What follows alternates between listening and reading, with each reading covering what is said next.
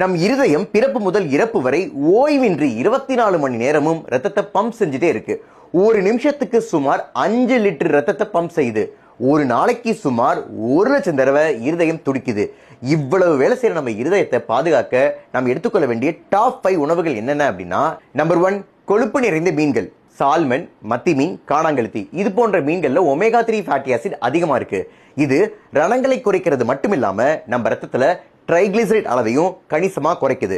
இதனால இருதய நோய் வராம தடுக்குது. நம்பர் 2, கீரை வகைகள். கீரையில நைட்ரேட்ஸ் அதிகமா இருக்கிறதுனால ரத்த நாளங்களை விரிவுபடுத்தி ரத்த ஓட்டத்தை அதிகரிக்குது, ரத்த அழுத்தத்தை குறைக்குது. Number 3, nuts and seeds. Nuts and சீட்ஸ்ல மெக்னீசியம் அதிகமா இருக்கு. மெக்னீசியம் இருதயத்தோட தசையின் செயல்பாட்டை சப்போர்ட் பண்ணுது. அது மட்டும் இல்லாம இருதயம் சீரா துடிக்கிறத உறுதி செய்யுது. நம்பர் 4, பூண்டு.